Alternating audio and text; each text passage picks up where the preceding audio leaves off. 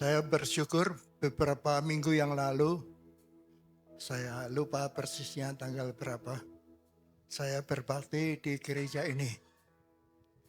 Pada waktu itulah saya bertemu dengan Pak Tro dan PDC. Saya masih ingat khotbahnya Cik Desi ini. Saudara-saudara masih ingat khotbahnya? Apa ini? Apa ini? Ini apa? Ini apa? Berkhotbah tentang M-A-N-N-A. Mana? Itu tentang pemeliharaan Tuhan. Pemeliharaan Tuhan itu seperti apa ini? Kita tidak tahu. Besok kita makan apa? Tapi Tuhan sudah pikirkan. Tahun depan kita makan apa? Tuhan sudah pikirkan. Itu artinya mana? Hari ini cukup untuk hari ini. Nanti kalau lebih dan belum dimakan nanti jadi busuk. Jadi Tuhan mempersiapkan setiap hari cukup untuk kita. Amin. Ya, itulah khotbah Cik Desi. Nah, saudara-saudara, hari ini saya tidak mau bingung. Pak Abdi nanti khotbah apa? Saya harus khotbah apa? Jadi saya minta Pak Tro untuk menjelaskan, menulis surat kepada saya dan memberikan tema. Temanya adalah bahwa firman Allah itu adalah suluh dan terang.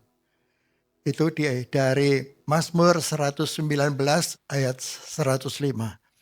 Bahwa firman Allah itu adalah terang bagi jalanku dan suluh bagi kakiku.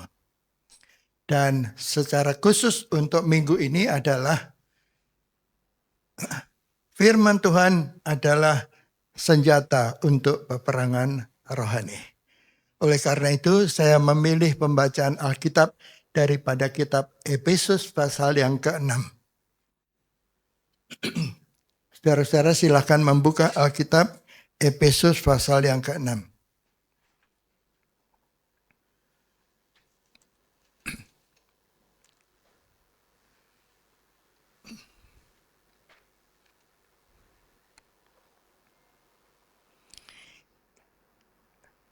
Kita akan membaca mulai ayat 10 sampai dengan ayat yang ke-16.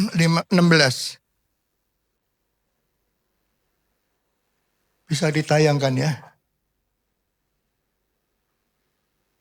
Oh itu saya melihat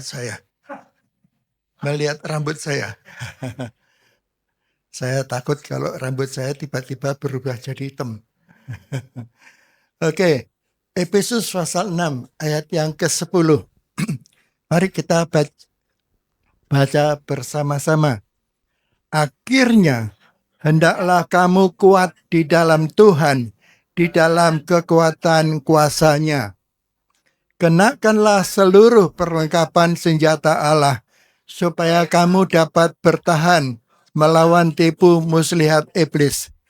Karena perjuangan kita bukanlah melawan darah dan daging, tetapi melawan pemerintah-pemerintah, melawan penguasa-penguasa, melawan penghulu-penghulu dunia yang gelap ini, melawan roh-roh jahat di udara.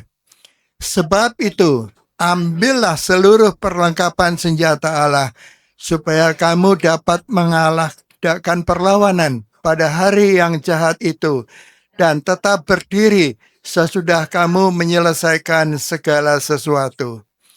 Jadi berdirilah tegap, berikat pinggangkan kebenaran, dan berbaju sirahkan keadilan. Kakimu berkasutkan kerelaan untuk memberitakan Injil damai sejahtera.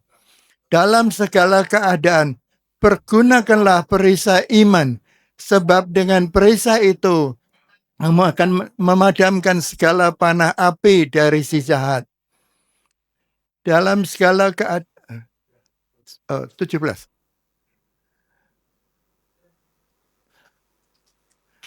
Dan terimalah ketopong keselamatan dan pedang roh, yaitu firman Allah. Oke. Mari kita bersama-sama berdoa.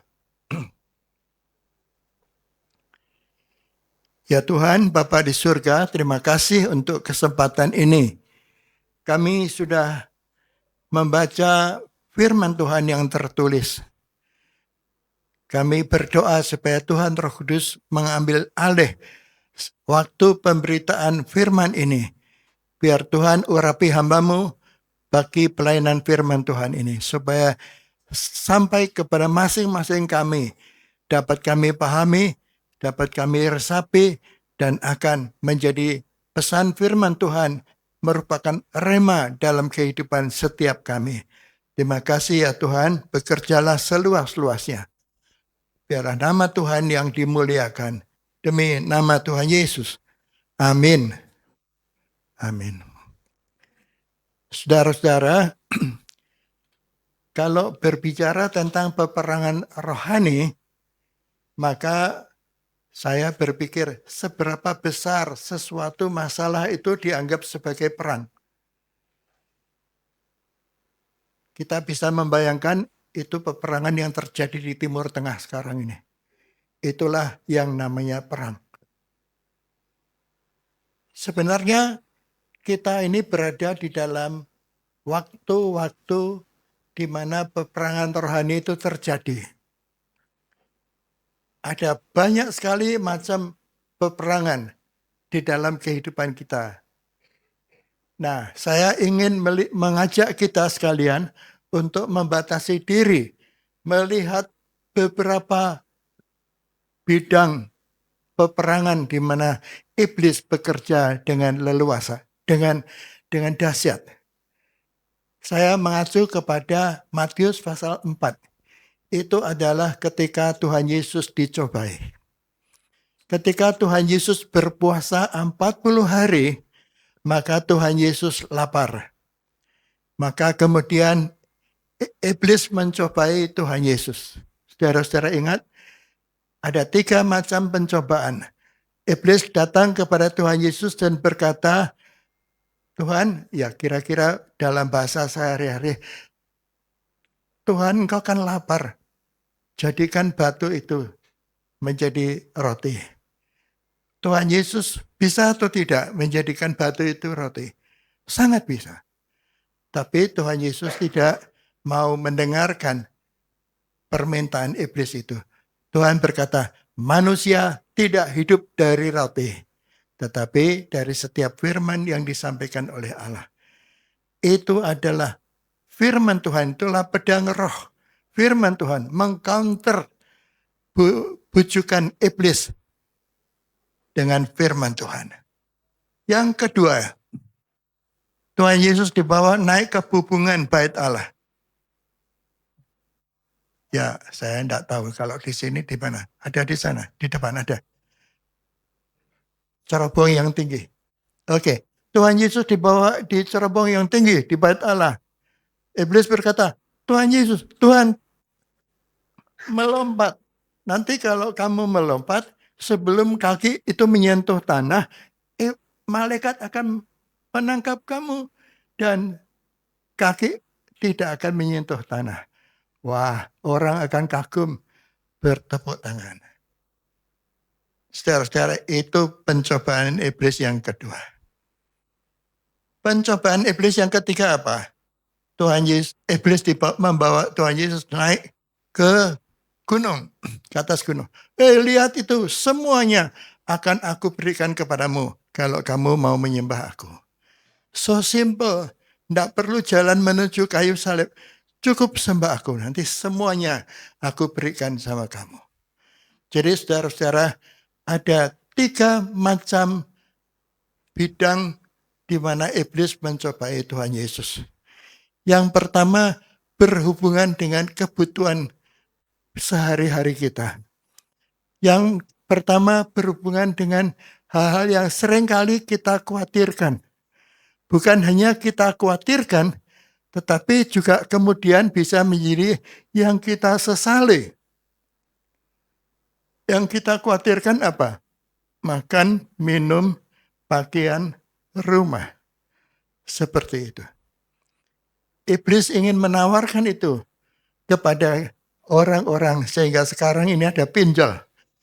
banyak orang mengalami kesulitan karena pinjol. Jadi saudara-saudara, iblis juga menanamkan pencobaan itu dalam hidup kita. Yaitu apa? Kekhawatiran.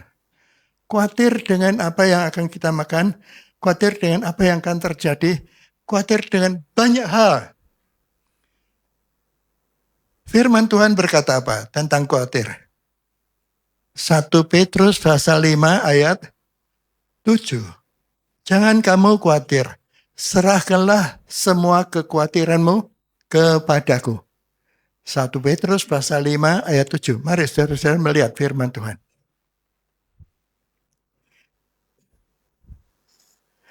Serahkanlah segala kekhawatiranmu kepadanya, sebab ia yang memelihara kamu.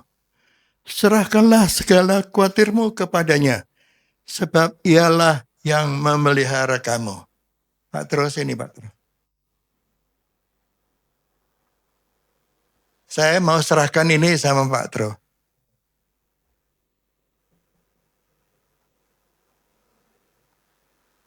Nah saudara-saudara, apa artinya serahkan? Serahkan dia begini. Tapi ini gedok-gedokan. Ya hanya ilustrasi. Tapi ini mau saya tunjukkan sama saudara-saudara nanti. Saudara-saudara menyerahkan itu apa ya? Melepas. Ya, jadi kalau saya masih gondeli seperti ini belum sungguh-sungguh menyerahkan. Menyerahkan itu melepaskan. Nah, kekhawatiran di dalam diri kita datang oleh karena sesuatu yang belum terjadi kita bawa ke masa kini. Ini khawatir.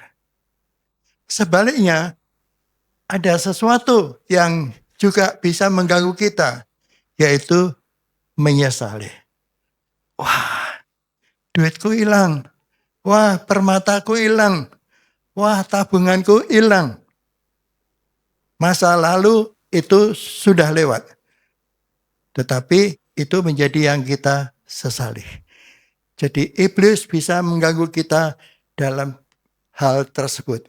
Satu, sehubungan dengan harta benda.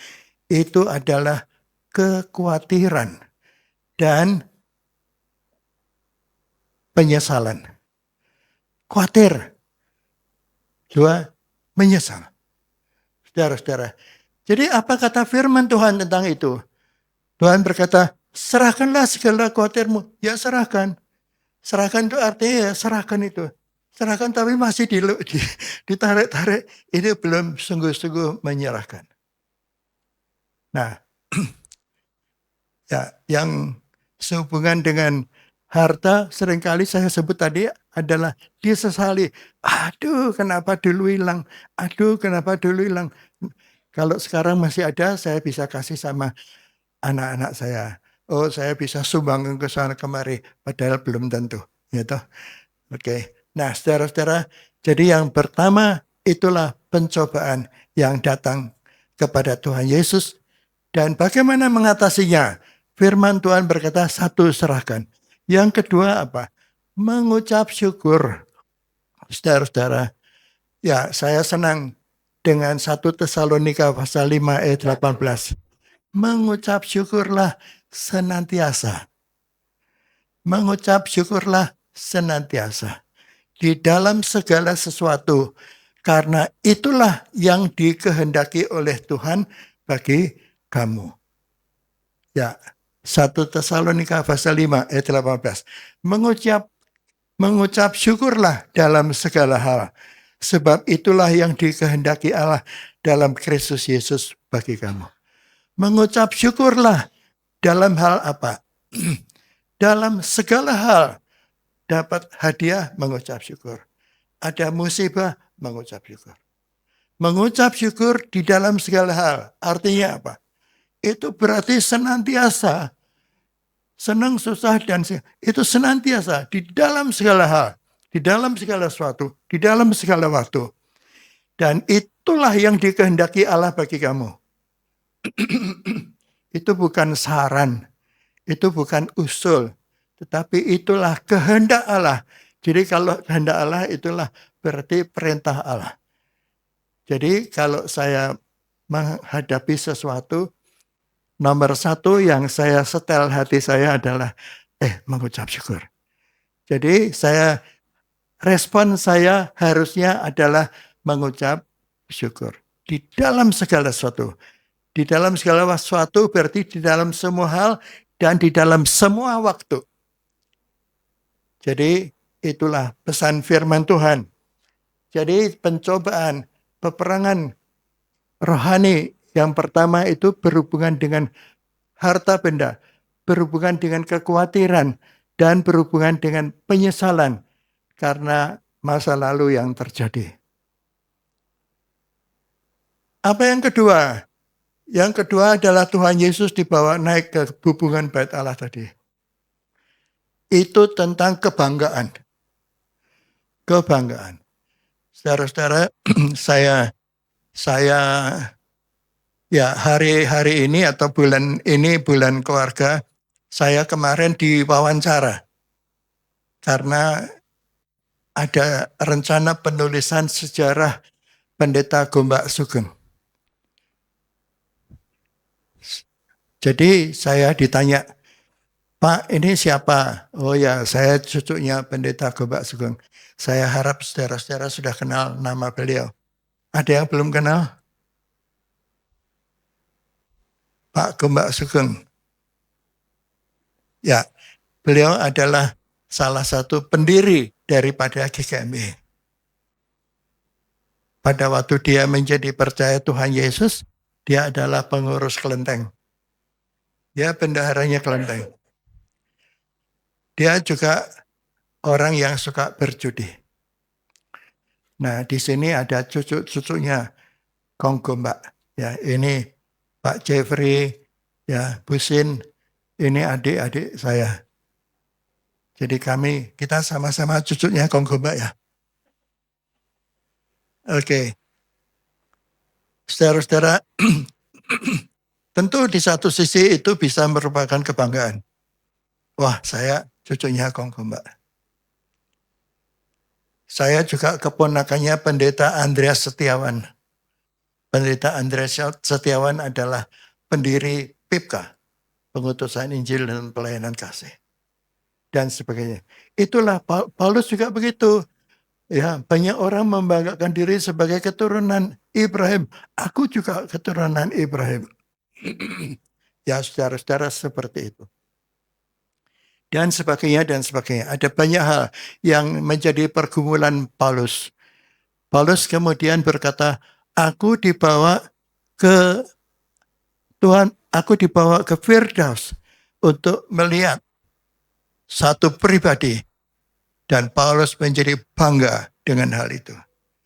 Paulus bisa berkata bangga, kita pernah mendengar satu pendeta yang dibawa naik ke surga.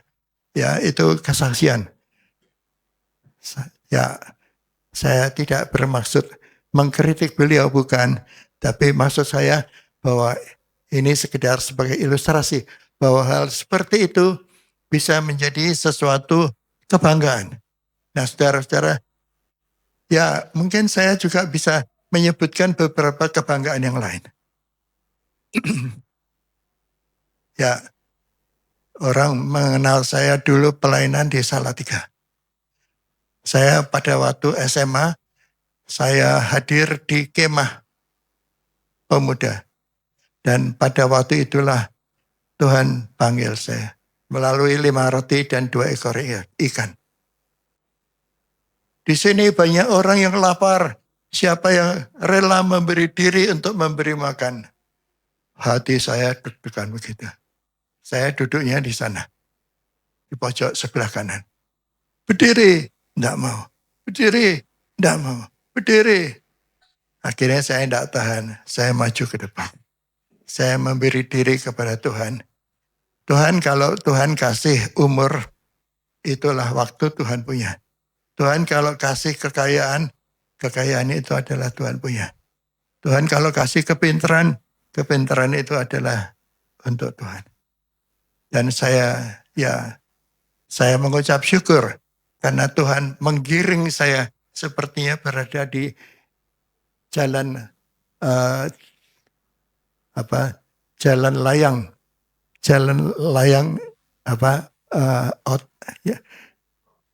jalan penyeberangan. Kalau saya nyebrang jalan, melewati jalan itu. Sepertinya dituntun Tuhan di jalan itu. Jadi mengucap syukur. Tuhan membawa saya kemudian sekolah Alkitab, kemudian membawa saya juga ke Jakarta, dulu di Fakultas Kedokteran, dan kemudian pergi ke seminari sekolah Alkitab, dan kemudian tahun 68 mulai pelayanan di Salatiga. Tuhan izinkan terlibat dalam perintisan di Salatiga, sehingga ketemu dengan papa mertuanya Pak Suko, Pak Slamet Rasen. Beliau orang yang hebat. Nah, saudara-saudara, begitulah singkatnya cerita. Ya, di Salatiga Tuhan izinkan menjadi sarana pertumbuhan GKMI Salatiga. Tuhan bawa kemudian ke desa-desa. Jadi ada beberapa desa. Pada suatu saat saya merasa, aduh ini terlalu sibuk, tidak bisa seperti ini. Jadi beberapa diserahkan kepada PIPKA. Jadi mengucap syukur ada GKMI Salatiga, ada GKMI Berangkongan, ada GKMI Sumberjo dan sebagainya. Oke, nah saudara-saudara mengucap syukur untuk semuanya itu. Tapi itu bisa menjadi kebanggaan yang menjadi sarana untuk iblis mencobai kita. Saudara-saudara, Paulus seperti itu. Maka di dalam 2 Korintus pasal 11 dan 12. Kalau saudara-saudara membaca pasal 11, Paulus bergumul dengan kemegahan-kemegahan yang bisa mengganggu dia. Tadi saya sebutkan kemegahan karena dia keturunan orang Ibrani. Kemegahan karena dia pernah dianiaya. Kemegahan karena dia melayani tanpa dibayar, katakanlah begitu. Kemegahan karena dia menjadi orang yang pokoknya melakukan banyak hal untuk pekerjaan Tuhan. Sampai tadi dia dibawa Tuhan untuk menuju kepada Firdaus. Tetapi mari kita membaca 2 Korintus pasal 12.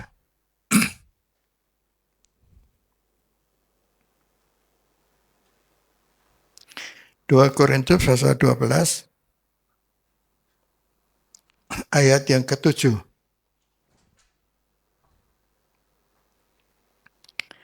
Dan supaya aku jangan meninggikan diri karena penyataan-penyataan yang luar biasa itu, aku diberi suatu duri di dalam dagingku, yaitu seorang utusan iblis untuk menghantam aku, supaya aku jangan meninggikan diri.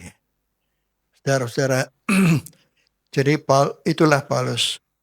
Dia berdoa, Tuhan, tolong sembuhkan, cabut duri ini. Paulus firman Tuhan berkata, 3 kali Paulus berdoa kepada Tuhan. Tapi Tuhan berkata, cukuplah bagimu kasih karuniaku. Sehingga Paulus kemudian bisa berkata, kalau aku harus bermegah, maka aku ingin bermegah bukan untuk kekuatanku dan kehebatanku, tetapi bermegah untuk kelemahanku. Pada saat aku lemah, pada saat itulah aku kuat. Jadi saudara-saudara, Tuhan taruhkan duri di dalam diri Paulus. Ya, saya pernah pada suatu saat mendengar kesaksian dari seorang pendeta. Beliau orang yang sangat terkenal kalau di antara orang-orang Mennonite, dia orang yang punya jabatan di Mennonite World Conference. Tapi ada duri yang diizinkan Tuhan tertanam di dalam hatinya. Apa itu? Dia punya 3 anak laki-laki. Tapi 3 anak laki-laki ini tidak mau pergi ke gereja. Saya tidak bisa membayangkan betapa sedih hati beliau ini. Kalau ketemu orang pergi ke gereja bersama dengan anak-anaknya, orang rajin ke gereja, ketika dia menyambut mereka, tentu si beliau ini sangat senang. Kalau mendengar kesaksian, oh saya bersyukur sama Tuhan, Tuhan kasih kami anak 2 misalnya. Anak-anak dan menantu-menantu dan cucu-cucu saya semuanya setia mengasihi Tuhan. Wah, dia mengucap syukur. Dia tentu senang mendengar kesaksian itu. Tapi pada saat yang sama, dia sendiri menangis. Karena anaknya tidak ke gereja. Ya, jadi Tuhan izinkan ada duri di dalam dirinya Paulus. Ya, seperti itulah yang Tuhan sedang izinkan untuk dialami oleh Bu Abdi dan saya. Ada duri yang ditaruhkan Tuhan di dalam hati kami. Tetapi firman Tuhan berkata di dalam, seperti firman Tuhan tadi di dalam 2 Korintus pasal 12 ayat 7, Paulus mengucap syukur karena duri itu. Jadi kalau saudara-saudara pada suatu saat ada hal yang seperti itu, maka ingatlah firman Tuhan. Tuhan izinkan ada duri supaya membuat kita tidak bangga, tidak merebut kemuliaan Tuhan. Begitu. Ya. Apa yang ketiga? Iblis membawa Tuhan Yesus naik ke atas gunung. Semuanya akan aku berikan kepadamu. Menjadi yang memiliki dunia. Siapa pemilik dunia ini? Mazmur 24 ayat 1. Mazmur 24 ayat 1. Mazmur Daud, Tuhanlah yang empunya bumi serta segala isinya, dan dunia serta yang diam di dalamnya. Tuhanlah yang empunya bumi serta segala isinya. Bumi itu apa ya? Bumi. Segala isinya apa? Oh, tambang dan macam-macam. Sungai dan sebagainya. Laut itu dan semuanya. Bumi isinya apa? Rumah. Betul ya Pak? Pak punya rumah? Punya. Jadi rumah itu punyanya siapa? Punya siapa Bu? Jadi tuding-tudingan. Oke, baik. Saudara sebutkan apa saja yang saudara punya. Maka itu adalah Tuhan punya. Betul? Apa saja. Pak Tro punya apa? Tidak punya apa-apa. Bagus. Ya, merasa tidak punya apa-apa. Jadi nanti dikasih ya, tolong ya. Oke. Jadi tanya Pak Tro butuh apa? Jadi kirim itu. Oke, baik saudara-saudara. Jadi seperti itulah kita merasa seperti kita ini seperti Tuhan Allah sebagai pemilik segala sesuatu. Yang ada di rumah saya punya saya. Begitu. Nah, bahkan kalau digeser bisa marah dan tersinggung. Oke. Nah, saudara-saudara, itulah masalah kita. Saya menjadi orang yang sangat kepingin kita semua menjadi orang yang bisa mempelajari 2 Korintus pasal 7, pasal 9 ayat 7, ayat 6. Mari melihat pasal 9 ayat 6.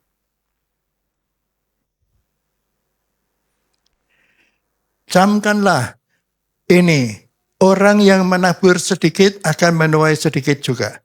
Dan orang yang menabur banyak akan menuai banyak juga. Camkan ini, siapa yang tidak setuju dengan ini? Yang berpikir bahwa ini keliru.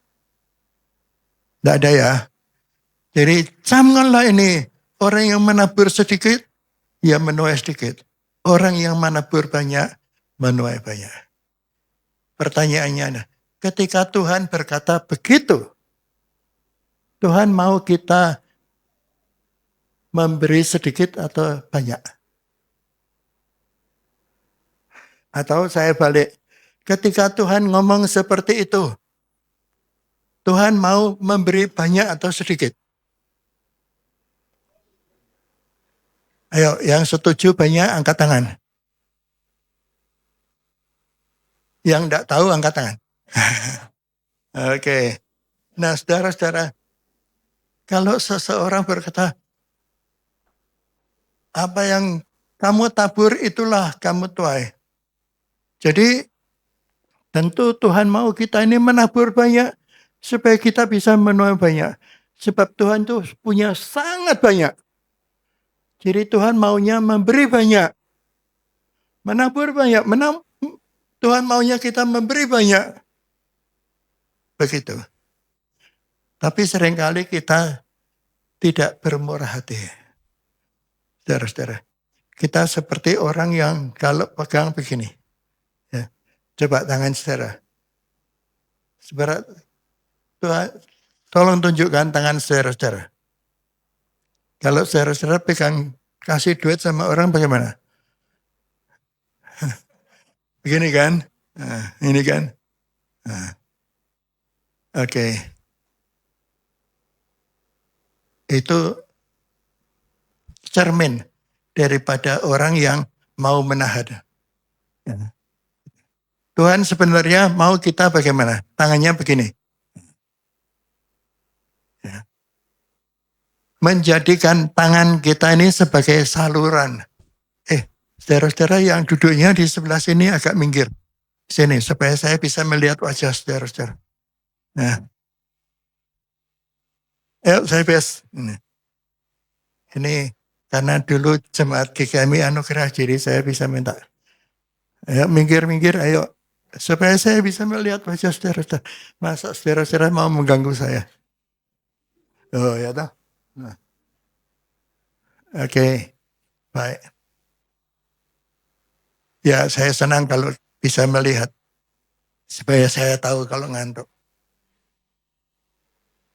Oke ya, Pak bagaimana? Nggak mau duduk di sebelah sini? Nah. Ayo. Ditunggu. Ayo. Oke.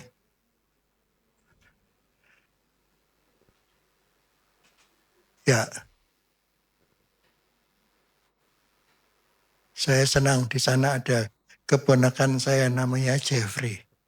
Nah, Pak Abdi nanti setelah selesai kebaktian makan siang ya. Saya bilang sama Bu Abdi, siap. Mau diajak makan masa enggak mau. Ya kan? Nah Tuhan seperti itu. Kalau saya bilang sama Jeffrey, enggak usah lah ya. Nyesel dia. Hati Tuhan seperti itu. Hati yang bermurah hati. Tuhan maunya memberi banyak. Saudara-saudara. Tapi kita terlalu pelit. Gitu.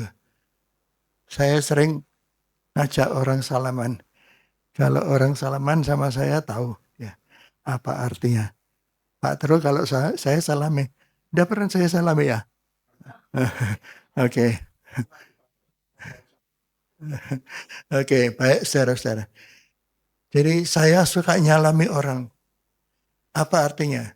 Saya mau ajak orang itu berkomitmen untuk memberi lebih. Pak, sini Pak. Ya. Saya lupa namanya. Pak siapa? Pak Billy. Nah, salaman mas saya. Sudah berapa tahun kasih perpuluhan? 10 ya. Pas ke gereja aja ya. Gereja ini. Gereja yang lain? Enggak. Enggak pernah. Oke. Sudah 10 tahun. Sekarang kasihnya berapa tahun? Sudah. Sekarang kasihnya berapa? Kenapa? 10%. Ya, kalau sama istri dulu bertemu ngajaknya makan bakso. Setahun lagi makan bakso. Tahun lagi makan bakso. Yang sama. Itu namanya cinta. Enggak lah. Yang namanya cinta bulan ini bakso, minggu depan Chinese food, minggu depan lagi Sentosa, dan selanjutnya ada. Itulah cinta. Cinta itu mengalami pertumbuhan. Makasih ya Pak Willy. Jadi saudara-saudara, demikian juga dengan persembahan saudara-saudara. Saudara tahu Hudson Taylor. Hudson Taylor itu berkata, aku menggunakan uang sesedikit mungkin supaya aku bisa memberi lebih banyak. Begitu. Aku menggunakan seirit mungkin supaya aku bisa memberi banyak. Itulah Hudson Taylor, saudara-saudara. Jadi, ya, nah, kita sepatutnya menjadi orang yang tangan kita itu menjadi saluran berkat Tuhan yang lapang. Kalau saya dulu pergi ke Amerika dan saya bertemu di satu supermarket itu miniatur daripada sumur. Ada rumah begitu, ada sumur di depannya. Saya lalu kemudian spontan membeli miniatur itu. Saya bawa pulang. Sampai sekarang ada di kantor saya. Pak Tru melihat itu ya. Apa artinya sumur? Sumur itu ada di rumah kita. Kita syukuri untuk menjadi persediaan minuman bagi kita. Tapi mama saya berkata begini, kamu jangan congak jadi sumur, jadilah sungai. Sumur hanya untuk diri sendiri, untuk keluarga. Tapi jadilah sungai, artinya apa? Membiarkan berkat Tuhan mengalir ke banyak orang, ke tempat-tempat yang lain. Jadi saudara-saudara, kalau saudara sudah kasih 10%, bagus. Kalau belum, ayo mulai hari ini memberi perpuluhan. Kalau sudah 10%, bagus. Tapi mulai hari ini, mari tambah. Nanti saya ajak saudara-saudara salaman. Kalau nanti saudara keluar sana, nanti saya salami. Nah, jadi saudara-saudara harus siap. Ya Pak ya, namanya Bapak siapa? Pak Jamaluddin. Jadi nanti kalau saya salami, Bapak siap ya. Nah, saya 30% Pak Abdi. Gitu ya. Oke, Pak Purba di mana? Pak Purba. Oh, ini Pak Purba. Tadi saya tanya namanya Pak Purba. Saya tanya, yang namanya Purba itu berapa tahun gitu? Oke, baik. Jadi saudara-saudara, Pak Purba juga nanti salaman sama saya. Ya. Jadi Pak Purba harus siap. Tuhan, jadi saya ini senang sekali kalau ingat Sungai Amazon. Sungai Amazon itu membelah benua Amerika. Sungai Amazon itu dari atas bukit kecil begitu, tapi mengalir terus dan tidak dibendung sehingga kapal-kapal tanker bisa lewat di Sungai Amazon itu. Seperti itulah, biarlah kita menjadi orang yang tangan kita ini terbuka menjadi saluran berkat yang lapang, dan yang lapang. Jadi saudara-saudara, kita ini seringkali mau merasa sebagai Tuhan Allah. Ini kan punya saya, bukan. Segala yang di bumi ini milik Tuhan. Bumi dan segala isinya adalah milik Tuhan. Yang di rumah saudara-saudara juga milik Tuhan. Bukan, bahkan diri saudara itu, nyawa saudara itu adalah milik Tuhan. Kemarin saya baru menghadiri upacara duka. Masih muda, 55 tahun. Sudah meninggal. Saudara-saudara, dan kalau itu terjadi, maka kita tidak bisa menahan itu. Ada titik-titik di dalam kita. Oh ini umur saya 10, oh ini 15, ini 20, ini 50, 60. Saya sekarang sudah 80. Berapa lagi titiknya saya tidak tahu. Tapi akan ada titik akhir. Saudara-saudara, jangan hanya membatasi hidupmu dengan titik-titik itu. Saya mau ini aman di titik ini, nanti aman di titik. Jangan. Biarlah saudara-saudara melewati batas. Setelah titik itu ada garis lurus. Itu adalah melangkah di dalam kekekalan. Jadilah orang yang menyiapkan diri untuk bersuka cita karena bisa melangkah di kekekalan itu, mengikuti keinginan hati Tuhan. Jadi, biarlah kita menjadi orang yang membuka tangan kita untuk menjadi saluran berkat Tuhan bagi banyak orang, bagi pekerjaan Tuhan yang lebih luas. Jadi saudara-saudara, saya mengharap saudara-saudara ingat 3 hal ini. 1, ingat Tuhan Yesus yang dicobai untuk menjadikan batu menjadi roti. Maka Tuhan berkata manusia tidak hidup dari roti. Menjadi orang yang tidak harus khawatir, ya, khawatir dengan harta benda kita dan juga menyesali harta benda kita. Yang kedua, kita tidak perlu menjadi orang yang bangga dengan prestasi-prestasi apapun juga yang pernah Tuhan izinkan untuk kita alami. Yang nomor 3, biar kita tidak menjadi orang yang apa? PELIT. Apa itu? Pelit. Ayo bilang PILIT. PILIT. Artinya boros. Bukan. Hendaknya kita tidak menjadi orang yang pelit, tetapi menjadi orang yang bermurah hati. Murah hati.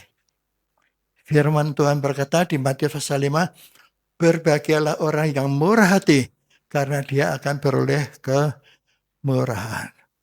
Firman Tuhan yang lain berkata, kalau kita bermurah hati, itu kita sedang bermurah hati kepada diri kita sendiri. Ya, begitu. Nah, karena apa yang kita tabur, itulah akan kita tuai. Yang kita tabur sedikit, kita tuai sedikit. Kita tabur banyak, kita tuai banyak. Saya senang kalau bisa melihat saudara-saudara menjadi, Pak Abdi, saya diberkati Tuhan. Pak Abdi, saya diberkati Tuhan. Pak Abdi, saya diberkati Tuhan. Pak Abdi, saya diberkati Tuhan. Begitu ya. Saya mengharap saudara-saudara menjadi orang yang seperti itu.